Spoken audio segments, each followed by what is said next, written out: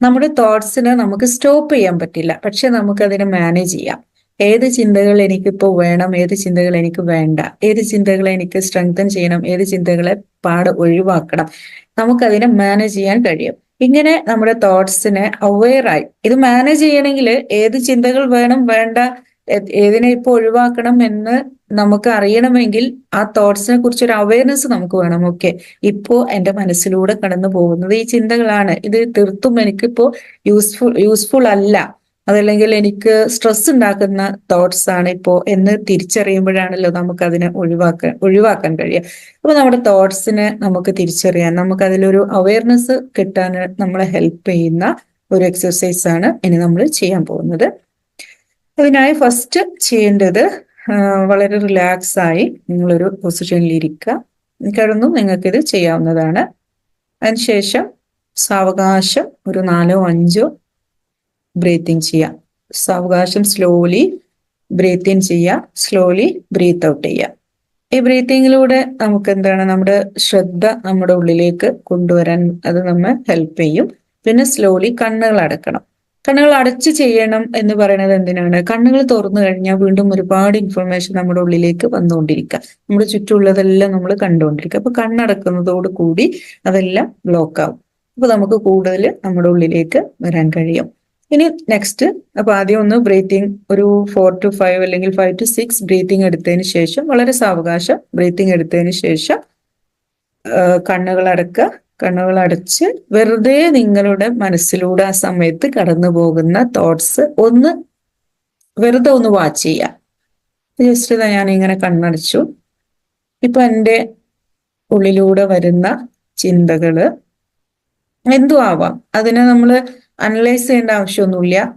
വെറുതെ എന്തൊക്കെയാണോ വന്നു പോകുന്നത് അതിനെങ്ങനെ അത് വന്നോട്ടെ, അത് പോയിക്കോട്ടെ, നമ്മൾ അതിനെ ഒന്നും ചെയ്യേണ്ട, ജസ്റ്റ് വാച്ച് ചെയ്താൽ മാത്രം മതി എന്തൊക്കെ ചിന്തകളാണ് വരുന്നത് എന്നുള്ളത്.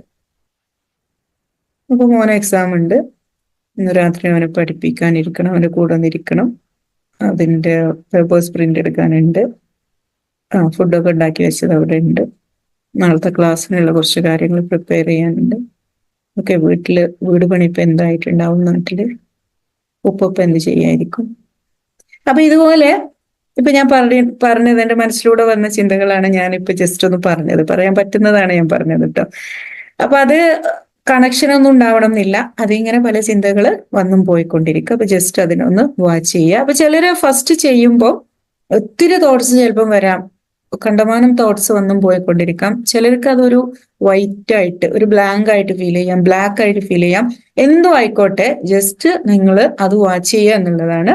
ഫസ്റ്റ് ഒരുപാട് തോട്ട്സ് വരുന്നുണ്ടെങ്കിലും പിന്നെ നമ്മളിത് പ്രാക്ടീസ് ചെയ്യുന്നതിലൂടെ പിന്നീട് വളരെ ഒരു പോസ് കിട്ടി വളരെ സാവകാശമൊക്കെയാണ് പിന്നെ തോട്ട്സ് നമുക്ക് വരിക. അപ്പോ ഇതെങ്ങനെ വരുന്നു, എന്ത് വരുന്നു എന്നതൊന്നും ഇതിൽ നിങ്ങളിപ്പോ അനലൈസ് ചെയ്യേണ്ട ആവശ്യമില്ല, ജസ്റ്റ് നിങ്ങൾ ഇത് വാച്ച് ചെയ്യുക. അപ്പൊ ഇത് ഒരു മാക്സിമം 15 to 20 മിനിറ്റ് ഒക്കെ നമ്മളിത് പ്രാക്ടീസ് ചെയ്യണം. പക്ഷെ ഫസ്റ്റ് ചെയ്യുമ്പോൾ എന്ത് ചെയ്യുക, ആദ്യത്തെ ദിവസം നിങ്ങൾ 5 മിനിറ്റ് ടൈമർ വെക്കുക, എന്നിട്ട് ഇത് ചെയ്യുക. രണ്ടാമത്തെ ദിവസവും 5 മിനിറ്റ് തന്നെ ടൈമർ വെക്കുക. മൂന്നാമത്തെ ദിവസം നിങ്ങൾക്ക് എന്ത് ചെയ്യാം, 10 മിനിറ്റ് ടൈമർ വെച്ചിട്ട് ചെയ്യാം. നാലാമത്തെ ദിവസം 15 മിനിറ്റ് ടൈമർ വെച്ചിട്ട് വളരെ റിലാക്സ് ആയിരുന്ന് നിങ്ങളുടെ തന്നെ തോട്ട്സിനെ ഇങ്ങനെ അനലൈസ് ചെയ്യുക. ഇങ്ങനെ ഒരാഴ്ച 2 ആഴ്ച ഒരു 3 ആഴ്ചയൊക്കെ നമ്മൾ ചെയ്യുമ്പോഴേക്കും നമുക്ക് അതിന്റെ ഒരു എഫക്റ്റ് നമുക്ക് മനസ്സിലാവും. എത്രത്തോളം എന്ന് വെച്ചാല്, ഇപ്പൊ നമ്മുടെ വീടിന്റെ ഡോറ് നമ്മൾ തുറന്നിട്ടിട്ടുണ്ടെങ്കിൽ ആർക്ക് വേണമെങ്കിലും വീട്ടിലേക്ക് കടന്നു വരാം, അല്ലെ? ആർക്കും, കള്ളന്മാർക്ക് കടന്നു വരാം, പിന്നെ നമ്മളുടെ സുഹൃത്തുക്കൾക്ക് വരാം, ബന്ധുക്കൾക്ക് വരാം, ആർക്കും വരാം.